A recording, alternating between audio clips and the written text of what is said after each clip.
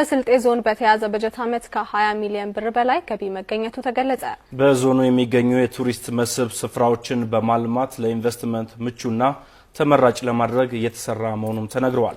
በዘርፉ በቂ የተማረ የሰው ኃይል ለማፍራትም ከወራቤ ዩኒቨርሲቲና ፖሊቴክኒክ ኮሌጅ ጋር በትብብር እየተሰራ እንደሚገኝም ተነግሯል። ሀሴት አይሎ በስልጤ ዞን 142 የቱሪስት መዳረሻ ስፍራዎች መለየታቸው ተገለጸ። የዞኑ የቱሪዝም ቢሮ ኃላፊ ይርዳው ናስር ከጣቢያችን ጋር በነበራቸው ቆይታ በስልጤ ዞን የሚገኙ የቱሪስት መዳረሻ ስፍራዎችን በመለየት ወደ ዞኑ ለሚያቀኑ ጎብኚዎች ዓለም አቀፍ የአቅጣጫ መጠቆሚያ አሊያም ጎግል ማፕ እንደተዘጋጀላቸው ነግረውናል። ዞኑ ላይ ያሉ ቱሪዝም አቅሞችን በ2017 የመለየት ስራዎች ሰርተናል። ያው ቱሪዝም ሲባል ባህሉንም የሚያካትት የስልጤን ባህሎች የሚያካትትና የተፈጥሮ ሀብቶችንና ሰው ሰራሾችን የሚያካትት ወደ 142 የቱሪዝም መዳረሻዎችን የለየንበት ሁኔታዎች አሉ። ከ142ቱ 10ሩ የጉግል ማፕ የሰራንለት የተለያዩ ፓኬጆች እንዲሟሉላቸው ያደረግንበት ማንም ሰው የትም ሆኖ የሳይቶቹን ማየት የሚችልበትና የተለያዩ መረጃዎች የሚያገኙበት ሲስተም ያደረግንበት ነው። የስልጤ ዞን በቱሪዝም ዘርፉ የሚፈለገውን ያክል እድገት እንዳያስመዘግብ ከዚህ ቀደም የመሰረተ ልማት አለመሟላት እንደፈተነው ተናግረዋል። ሆኖም ዞኑ ራሱን በራሱ ማስተዳደር በጀመረበት ማግስት የሚስተዋሉ የመሰረተ ልማት ችግሮችን ለመቅረፍ በርካታ ስራዎች ሲሰሩ መቆየቱን የቢሮ ኃላፊ የገለጹ ሲሆን ዞኑን ለኢንቨስትመንት ምቹ ለማድረግ የሚስተዋሉ የመልካም አስተዳደር ችግሮች በመቀረፍ ላይ ይገኛሉ ብለዋል። አንዱ ትልቁ ከዚህ በፊት እንደ መልካም አስተዳደር ችግር የነበረው የመብራት አገልግሎት ጋር በተያያዘ ነበር። ከመብራት ጋር የወራቤ ከተማ የራሱ የሆነ ሰብስቴሽን ተሰርቶለት መብራትን ወደ ኢንዱስትሪ የማድረስ ስራዎች እየሰራ ነው። በተጨማሪ የተለያዩ ከተሞች ላይ የመንገድ የመስራት ስራዎች እየተሰራ ነው። ስለዚህ ባለሀብቱ ይሄን የመሰረተ ልማት ሲናሟላለት የመግባቱ እድል ሰፊ የሆነ የሚሄድበት ሁኔታ ነው። የወራቤ ከተማ የውሃ ችግርን ለመፍታት ሰፊ ስራዎች እየተሰራ ነው። በትክክል አለማነው ለውጣለው የሚል ባለሀብት ሲመጣ ቶሎ ያንን አስተናግዶ ወደ ስራ ማስገባት ነው እና ክትትል ማድረግ ነው። በዚህ ሁኔታ የሚመጣ ባለሀብት አሁንም ወደፊትም እናስተናግድበት ሂደት ነው ያለው ለማለት ነው።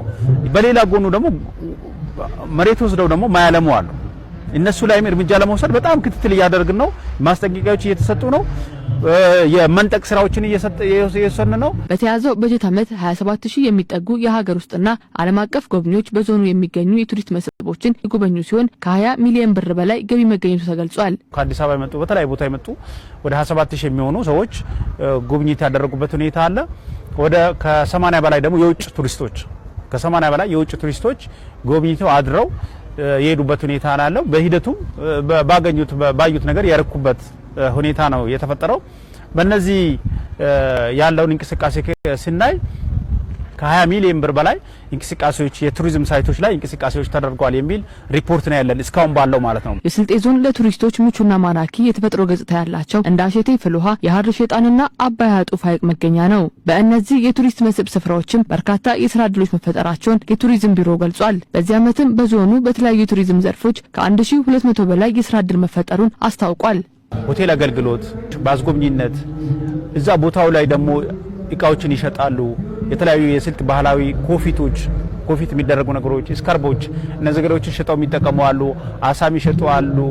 የእደ ጥበብ ስራዎችን እየሰሩ ያሉ ወጣቶች አሉ። እነዚህ ተደማምረው ከ1200 በላይ ወጣቶችን የስራ ዕድል መፍጠር ተችሏል ማለት ይቻላል በዞኑ ላይ ማለት ነው። በቱሪዝም ዘርፉ በቂና የተማረ የሰው ኃይል አለመኖር ማነቆ መሆኑን ኃላፊው ተናግረዋል። ችግሩንም ለመቅረፍ ከወራቤ ዩኒቨርሲቲና ፖሊቴክኒክ ኮሌጅ ጋር በትብብር እየተሰራ ይገኛል ብለዋል። በቱሪዝም ልማቱ ላይ ትልቁ ችግር የሰለጠነ ሰው እጥረት ነው።